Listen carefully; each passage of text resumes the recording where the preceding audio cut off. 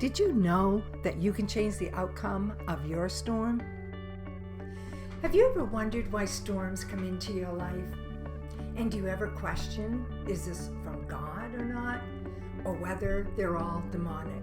Some of us just assume that they're all demonic. Well, answers to these questions are being sought more and more as we navigate this array of storms, and they're coming on a regular basis. I'm one who sought answers, for I've been going through many storms in my life, but lately these storms have been hitting more ferociously. Are you feeling the same way? Do you feel like your storms are coming more frequently and they're getting more difficult with each new storm that comes? Well, I've been talking to a lot of people, and a lot of people are saying that they're experiencing greater and bigger losses, it seems, over the past year or two. And in these losses, they're feeling like they just get through one particular storm or situation, and something else arises very, very quickly afterwards. You know, at first I thought it was because of my age, because I'm getting older, but I'm talking to a lot of people, younger and older, and they're all saying this same thing. They all tell me the multiple losses that they've experienced. And so something is going on, and I believe we need to have more understanding in order to change the outcome of these storms. So let's answer some of these questions. Does God send storms? Well, we know that in the Old Testament he did. In Jonah 1, the word of the Lord came to Jonah, and he told him to go to Nineveh, but Jonah ran away, and he didn't want to do it. He did not want, he even told the Lord that. He didn't believe in the assignment that God had given him. And so he boarded a ship, and in that ship, he got on there, and then this storm arose up. It says in verse 4 of Jonah 1, it says, "Then the Lord sent a great wind on the sea, and such a violent storm arose that the ship threatened to break up." And so we know that what happened here is Jonah knew it was his fault. Eventually, those people that are on the boat knew it was Jonah because they made that comment. Somebody on this ship has done something. Who stirred up this? And so what happened? Jonah said, it's my fault. Just throw me overboard. And when they did, that storm just quieted down. And we know that Jonah got into the belly of a whale. And then Jonah made some different decisions, and he went and did what God told him to do. So sometimes God uses various obstacles. He puts them in our path to get our attention, yes, but it's to call us back into obedience. He also, I believe, shows these situations because he needs us to see how powerful and awesome he is, right in the midst of our storms. Even in the midst of this storm that Jonah was in, wow, did they ever recognize the awesome power of the Lord? And I believe he does the same thing today. When I was pregnant with my second child, I went into labor. And I went into labor early, and she was rushed to another hospital and another city because this was a life or death situation. And the doctors were unsure about what to do, what the problem was. And they just came to us and they said, we're going to try these a few things. We're not sure what's going on, but let's try this. And what happened is, shortly before that, my husband and I went to the Lord in prayer. We kneeled down in that hospital room, and we sought the Lord for answers. And in that prayer time, what happened was we made a strong commitment that we were going to raise our children in a godly home, and that if he allowed her to live. But we also said this. We didn't give him a condition. We also said, Lord, if you take her home, we're still going to serve you. Now, I was a new Christian at the time, and I really did not understand the ways of God. I really did not. And I believe that we were just pouring out our hearts to the Lord in the best way that we could. But I know that my belief grew exponentially during this time. I saw God do some amazing things. because they did that trial procedure. And what happened was she lived. Things started to turn around. Now, it took a few years after that for her to get healed physically. But I will tell you today, she's a powerful woman of God. And this is what I know. God's desire is not to destroy us in the midst of the storms of life, but He wants to develop a deeper relationship and fruitfulness for His glory. And as I look back at the many storms I have experienced, I realized that each storm caused me to seek more diligently, and my level of faith increased each time. I now know that God never wastes a storm. And some storms, though, are from the demonic. In Mark 4:35, Jesus said to His disciples, let's cross over to the other side of the lake. You see, He'd been preaching and teaching and to great amounts of crowds, and He was getting very tired. So He got onto the boat, He went to the stern, and He fell asleep. And shortly after that, this ferocious storm rose up, and it had violent winds and waves that were crashing into the boat. And what happened is that the people, the disciples on the boat, they came to Him and they were shaking Him and they were saying, Jesus, wake up. Don't you even care that we may die? And Jesus kind of, woke up. He spoke to that storm and He just said, hush, be still. And then He looks to them and He said, why are you so afraid? And then He asked them this question. He said, and why have you not learned to trust? Because this is what Jesus' whole premise was. See, Jesus knew this was a storm from the demonic. He knew that. And how do we know that? Because Scripture tells us that when He got to the other side, there was a demonized man that came out of the graveyard. And that demonized man had been bound, and he came and he was just challenged Jesus.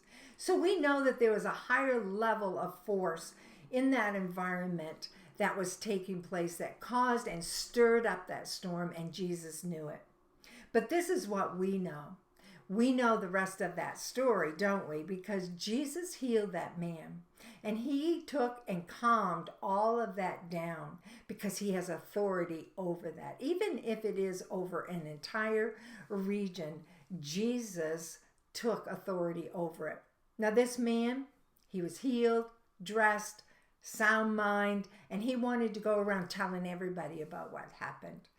And Jesus said to him, He said, you can't come with me, because he wanted to go with Jesus. He says, you can't come with me, but go and tell whoever you want. And this is what He did. He changed the region because of a result of this. So yes, storms can come from God, and yes, they can come from the demonic. Many of our storms will try to sabotage our calling or our assignment or what God wants us to do. Just in this particular case, it tried to stop Jesus from getting over into that region. It tried to stop the assignment that Jesus had. I have a deliverance and healing ministry. And sometimes at the very beginning of all this, when I was in the middle of some major storms, I didn't necessarily understand why it was happening. I didn't even understand all of my authority during that time. But this I do know. I went away for a week, and I went away to have a healing and deliverance conference. It was a week-long conference on deliverance and healing. And during this time, it was amazing. Then I came back, and when I stepped back through the doors of my office, I had several messages waiting for me, people trying to get a hold of me. And I had about 10 clients that were in a suicidal mode. Now, I panicked. You know what Jesus said, why are you so afraid? Well, I panicked. I became very, very fearful. I was responsible for these individuals. And all of a sudden, it just felt like everything was in an upheaval. And as I thought about initially, that fear arose in me. But this is the second thing I did. I remembered the authority that I had.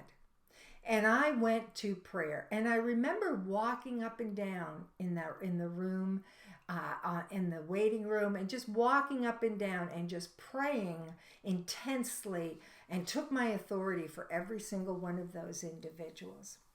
And this is what happened. As I started then to start calling to see how each individual was doing, every one of them was like so surprised, because they had been plummeted with these thoughts of harming themselves. And they said to me, all of a sudden, it just stopped. See the authority we have? Every one of those clients settled down. Not one of them committed suicide. It was an attack to sabotage my calling as a deliverance and healing minister. And I'll never forget that, and how God just spoke to me so strongly about taking my authority in that. And you know, sometimes this is what will happen. We're going to receive and learn many, many lessons through this. Now, you're probably going to say to me, but I'm not in deliverance ministry. I'm not in a healing ministry, and I'm having lots of storms. Yes, we all are. We all are going through major, major storms.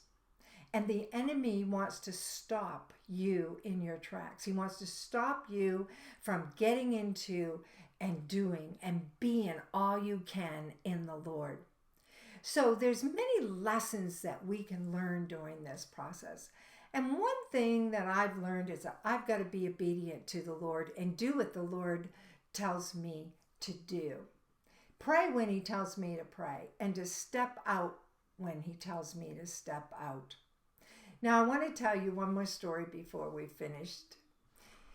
You know, I have had two grandchildren that have had death sentences put upon them. And this, I know, was done by the demonic. And God began to show me how to use my authority and change the outcome of that plan. And so in one situation, I recall walking down the hospital corridor after one of my grandchildren was in a life or death situation. And I remember God just telling me, go out there, pray in tongues, and intercede now. And this is what I did. So I started to pray in tongues out loud. It didn't matter who was going by. I actually was by the doctor and nurses' elevators is where I was praying. And I know they thought that I was crazy. But I know this, that God began to use me in a mighty way. And what was interesting about that there was a waiting room right there. In there sat another couple whose child was also in a life or death situation. Their child weighed 10 pounds. My grandson weighed 2 pounds. Two different perspectives of the issues going on. And they came out and they heard me, and they came out and said, would you pray for our child too? And so I started to intercede for both of these children. I want to tell you, both those children lived. And a month later, after that situation, what happened was this couple tried to find me. I didn't know their names. They did not know my name. I didn't know where they were from. They did not know where I was from. But there was a nurse at the hospital that was involved in these situations, was from my town. And that nurse sought me out. And that nurse said, this couple wants to talk to you and thank you because of what you did. They knew that the Lord had intervened on behalf of their child. And they also wanted me to know that they committed their life to Jesus, and they were determined to live for the Lord and go back to church. They'd gone when they were children, but they went back to church, and they became saved, and they started to walk out in the same way that I had. See, this is what this is all about. This is about the testimony of doing what God tells us to do, to be obedient in what he tells us to do. But second, I learned through some of these storms is that I'm not going to allow the fear of man to control my actions. I'm going to do what the Lord tells me to do.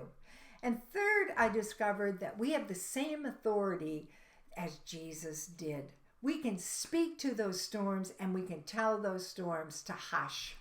And we can turn back to Jesus and do what he says, and the storm will quiet. Proverbs 10:25 says, "When the storms of life come and the wicked are whirled away, but the godly have a lasting foundation." See, our foundation is in Jesus Christ. And it's a firm, strong foundation. It's our strong tower. It's our safe haven. And when we stand on it, he will calm our storms. See, with this firm foundation, we can weather any storm that comes in our path because we have an advantage. We have all authority and power to overcome storms and change its outcome. Do you have a storm today? Do you have a storm that you need to change the outcome? I want you to encourage you to firm up your foundation in the Lord. Use your authority and power that was given to you through the cross and begin telling those storms to hush. Do what God tells you to do. And don't worry about what anybody else is thinking or saying. Just go out, do what he tells you to do, and then watch for the miracles that will take place. Remember, God's desire is not to destroy us, but to develop a deeper faith and walk with him. So let's go out and change the outcome of every storm so that he can receive the glory and your outcome is different.